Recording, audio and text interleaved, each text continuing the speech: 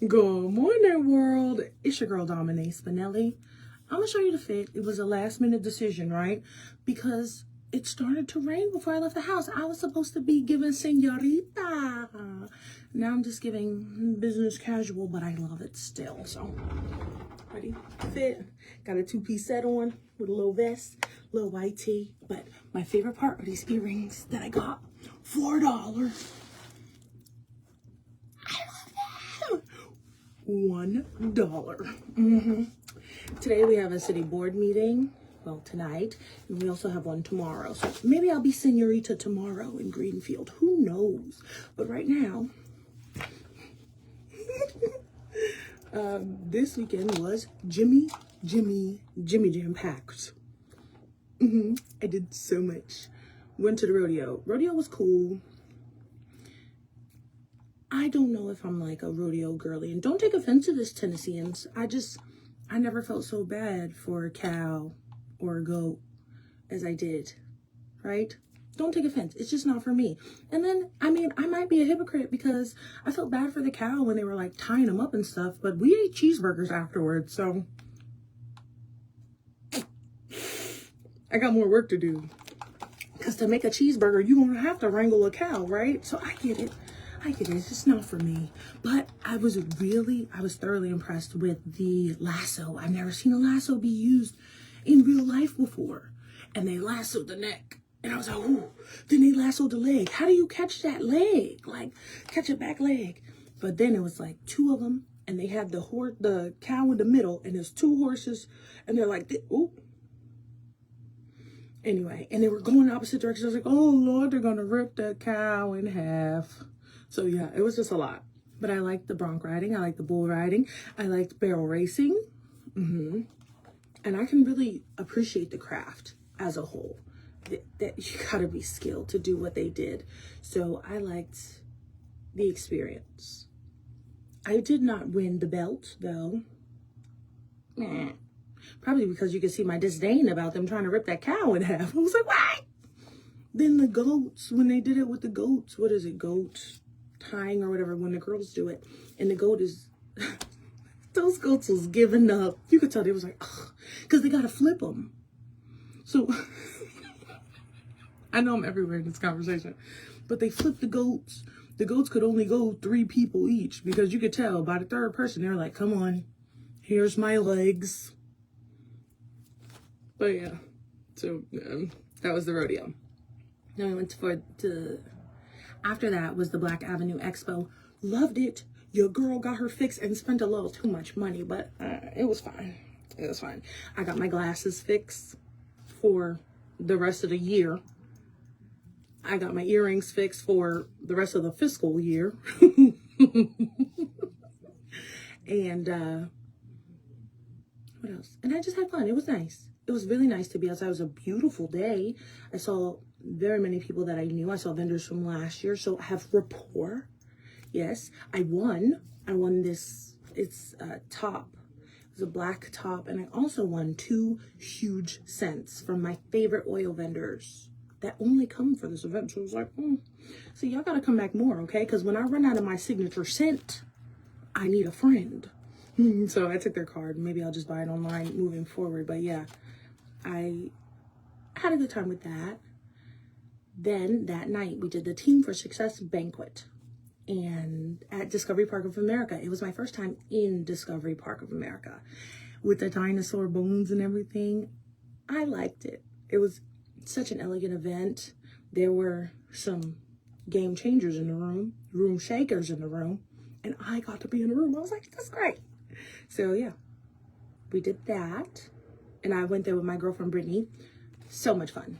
Again, like I said in the post, me and Brittany could have fun in a cardboard box. Like, as long as there's a speaker. And I'm not even convinced that we'll need a speaker because we know the words. So, but I'm sure we can have fun in a cardboard box.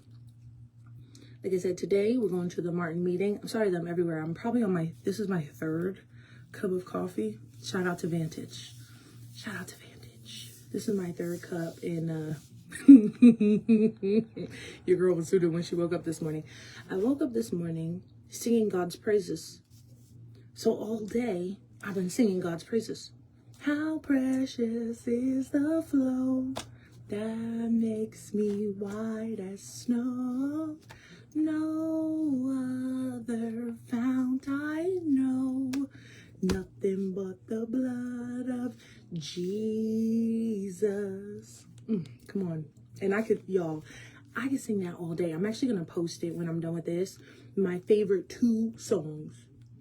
And it's The Blood, and it's another song called The Blood. That's crazy. But it's a mashup of the 2. And I just sit and I just weep. I just weep. So yeah, it's been one of those days. I woke up singing his praises. I was singing his praises in my sleep. And woke up and continued. I don't even want to listen to secular music. I tried. When I got in the car, I was like, all right, like, what are you going to put on? And my brain was like, you better not put on no secular music. You better keep this going. Like, you don't even want to hear that crap. That's what I felt. You don't even want to hear that crap. I was like, okay. Went right to my new creation playlist. And I just started jamming out. So there's something to that. I'm not going to tell y'all the rest of my dream because that's for me. But yeah, there's something to that. Y'all ready to lay this news down? Let's do it.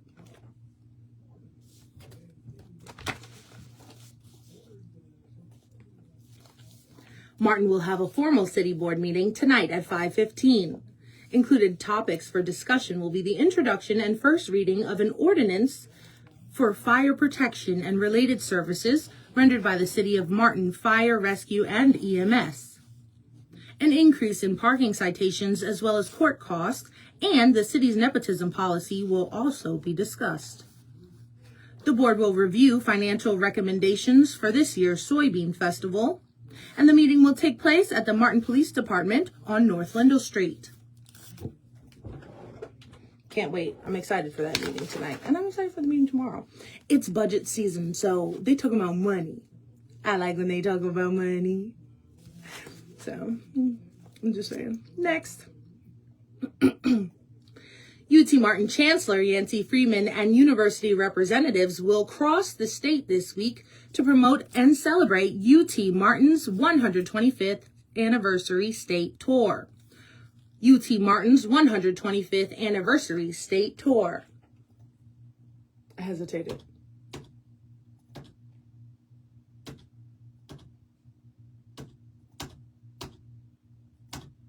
Right there.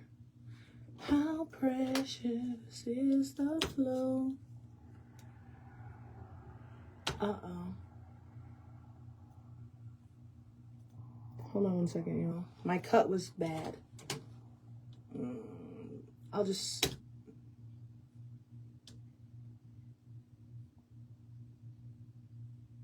Right there. We'll start here at this breath. This week. Let's get it. To promote and celebrate UT Martin's 125th anniversary state tour. There we go.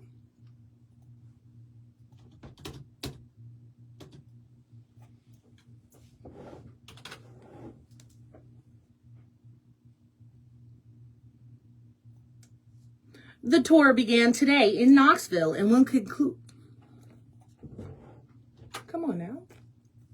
The tour began today in Knoxville and will conclude Friday at one of UT Martin's 6 regional centers in Ripley. Throughout the week, the UT Martin Caravan will make stops in Chattanooga, Nashville, Parsons, Selmer, Memphis, and Somerville, celebrating a century and a quarter of providing higher education to West Tennessee.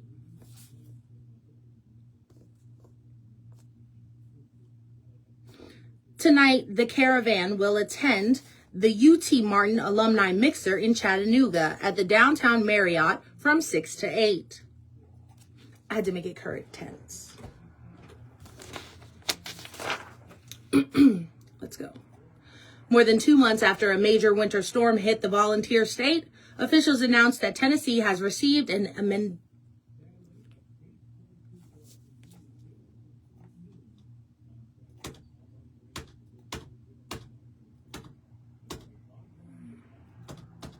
There we go. Received an amendment to the Major Disaster Declaration that expands available aid to include individual assistance from the FEMA for 29 impacted counties. According to the Tennessee Emergency Management Agency, survivors in the following counties are now able to apply for individual assistance: Benton, Carroll, Decatur, Dyer, Fayette, Hardeman, Hardin, Henderson, and several other counties. All 95 counties were either designated for FEMA public assistance or emergency protective measures under public assistance. Individual assistance can help eligible survivors with disaster-related expenses like temporary housing, home repairs, replacement of essential personal property, and other serious needs.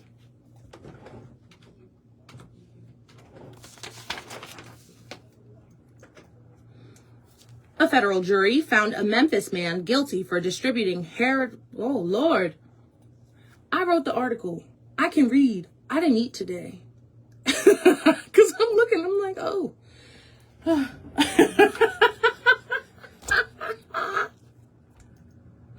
All right, Lord, I need you to help me get through this. Psalm 55. Call on him.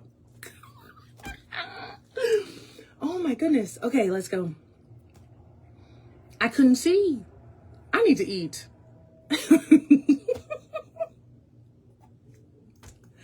A federal jury found a Memphis man guilty of distributing heroin and carfentanil, resulting in a fatal overdose. In 2020, 46-year-old Stephen McCurdy sold drugs to a man named WB. After the purchase, WB went to a friend's home in Mississippi where they took the drugs. Later that night, he was found unresponsive. An autopsy conducted by the Mississippi Medical Examiner's Office determined the cause of death to be a combination of heroin and carfentanil toxicity. Upon his arrest, McCurdy admitted to the FBI that he sold marijuana and narcotics to WB, but claimed no one had overdosed on his products. A hearing is scheduled for July 17th before Judge Cheryl H. Littman, where McCurdy faces 20 years to life, a fine of up to $1 million, and a term of supervised release of at least 3 years. No parole in the federal system. 20 years, golly. 3 UT Martin students presented to Martin Kiwanis Club their experience in the Vet Tech program at this month's Kiwanis meeting. Senior double major in pre-vet and vet tech Scarlett Cook, junior vet science major Isaiah Reed, and junior vet science major Jovan Hurst described their reasons for choosing UT Martin for their study. With over 96% of UTM's vet tech students hired in the field within 60 days of graduation, the program prepares students to work with a wide variety of animal patients, from livestock to exotic pets. Kiwanis past president and current treasurer presented Assistant Director of the Veterinary Health Technology Program, Amanda Walden, and the students with a certification of appreciation showing that a donation will be made in their honor to the Weakley County Prevention Coalition. Oh, amen.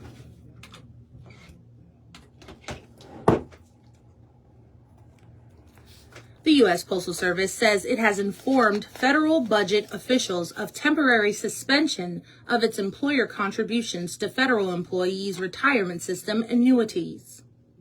The move is to allow the service to keep making payroll paying suppliers and delivering the mail.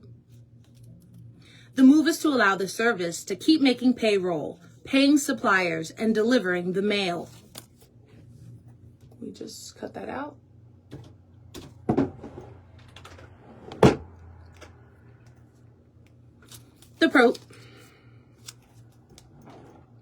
Slow down, player. The Postal Service also wants to increase postage rates, including raising the price of a first-class Forever stamp from 78 cents to 82 cents. The Postal Service filed the notice Friday with regulators who still need to approve the changes. In an internal message to post office employees, Postal Service Chief Financial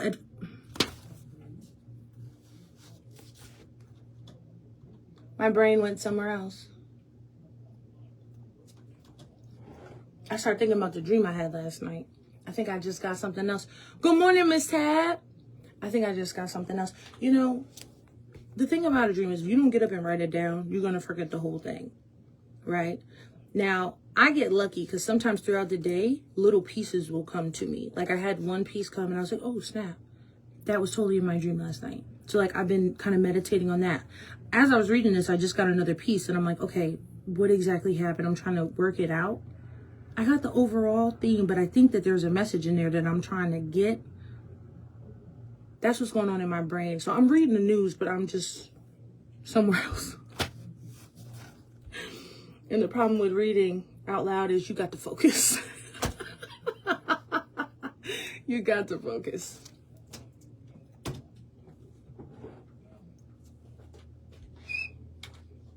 Post office employees. Where did I leave off?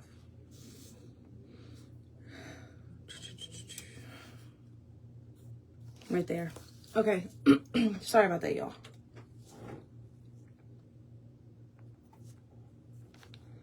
Postal Service Chief Financial Officer Luke Grossman said the service is an ongoing severe financial crisis. Officials have also warned the Postal Service is on course to run out of cash by around February 2027. The Postal Service has seen annual volume plummet from about 220 billion pieces in 2006 to about 110 billion today, as more people pay bills and communicate online. That's not good.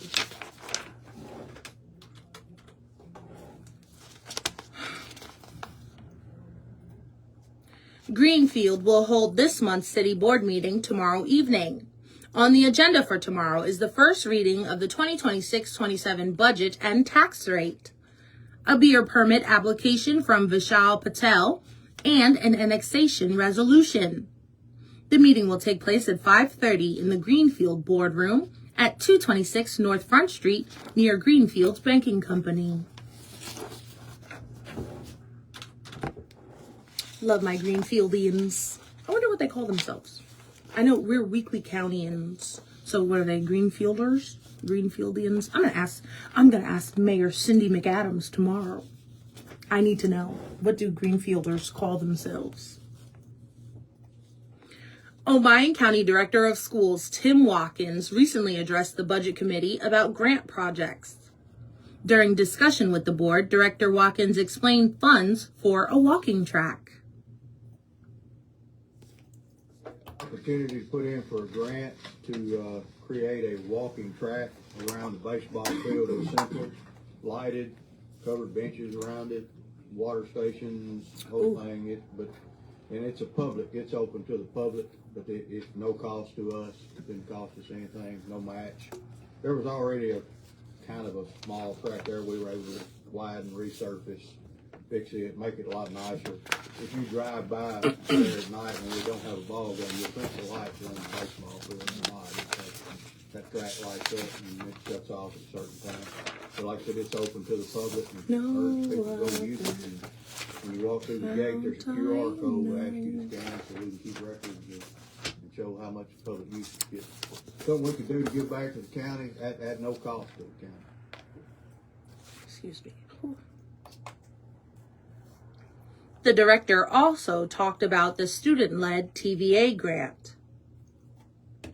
The grant we put in every year, 2 of our schools will put in this for grants. This past year, this was at Ridgemont Elementary and Hillcrest Elementary.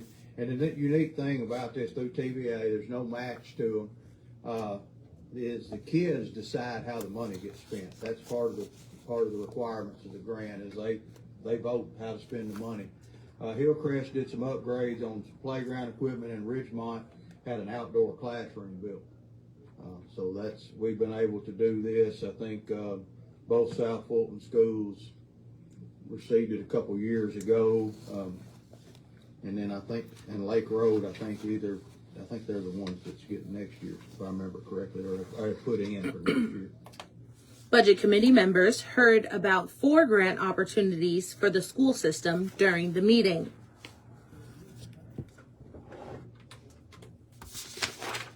Okay. The Kentucky State Police announced the graduation of 22 telecommunicators from the KSB Telecommunications Academy Friday. One of the graduates, Ava Puckett, has been assigned to Post 1 Mayfield, one of the busiest 911 centers within the Commonwealth. Graduates of Class 26 completed 160 hours of instruction over 4 weeks, covering essential topics such as legal liability, stress management, and PTSD. In 2025, KSP telecommunicators answered nearly 1 million telephone calls, resulting in more than 532,600 requests for assistance.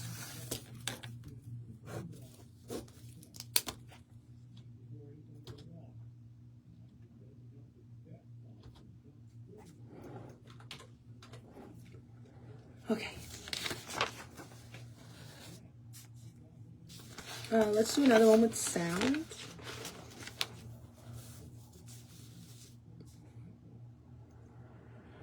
And turn my mic up. There we go.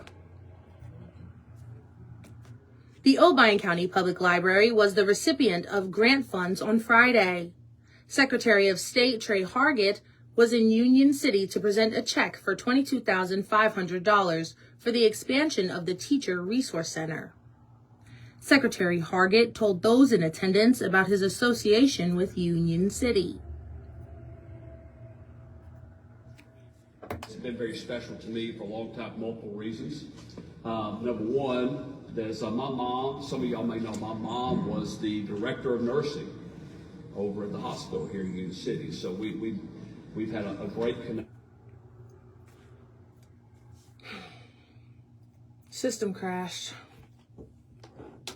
This community is... System crashed. Hold on, y'all. That wasn't even a Dom thing. Come on.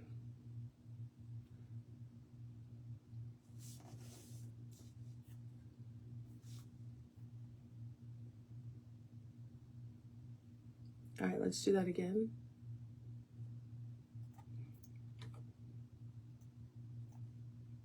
This community has been very special to me for a long time, multiple reasons. Number one, there's my mom. Some of y'all may know my mom was the director of nursing over at the hospital here in Union City. So we've had a great connection. Me and my stepfather, Danny, is here with us today. So he came over to say hello and be with us. And so we have a real connection to this community. And I also remember back in Mary Carpenter days, Mary Carpenter was one of the first library directors I had the opportunity to meet after I became Secretary of State. And I can remember when this building was just kind of a thought. And I tell you, what a blessing this is to have this type of facility in Union City, Tennessee. The state secretary said libraries have a special meaning to him and the communities they serve. I liked what he said here. I liked it a lot. And one of the reasons I love libraries is, to me, when you walk in a library, you have the opportunity, you can make a decision to unleash your potential. You can come in here and you can, pick up a book, you can learn about anything you want to learn about. And when you walk in the doors, these folks here, they don't care how many zeros you do or don't have in your bank account.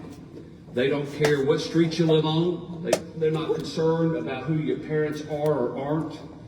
In my mind, the library is a great equalizer.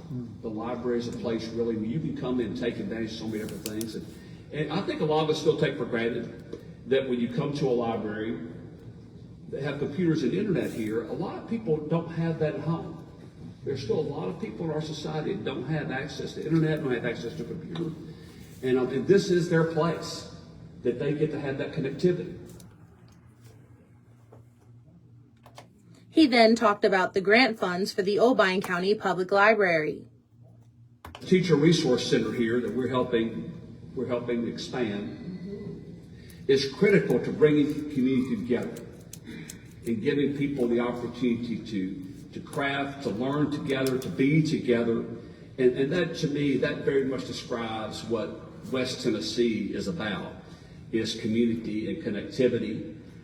and beyond what technology brings. So I'm delighted that the state can play a role in providing a grant. If I know if my stepdad and we had our opportunity, I wish there were a couple more zeros in this chat. This community means that much to us. And it's good to be able to get back to West Tennessee and bring some of your state tax dollars back to you. Photos of the presentation have been placed on our website at thunderboltradio.com.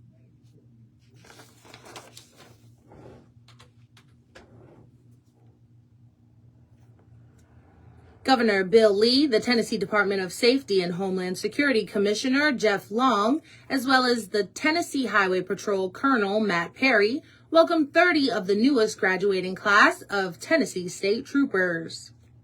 The ceremony took place at the Hermitage Hills Baptist Church Thursday, with Governor Bill Lee serving as the keynote speaker.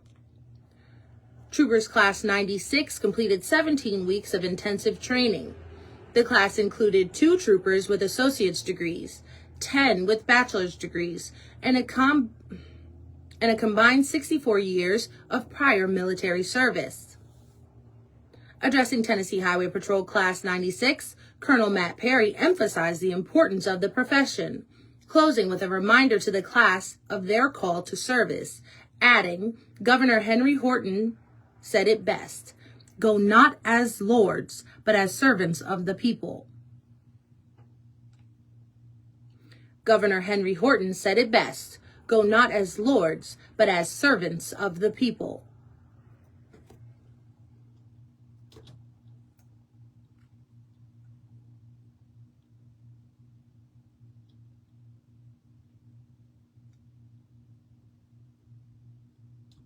Right there. Right there. Hold on. And delete. Okay. All right, y'all. So that is, that's all the news that I'm reading on today. The last one is just like an ad.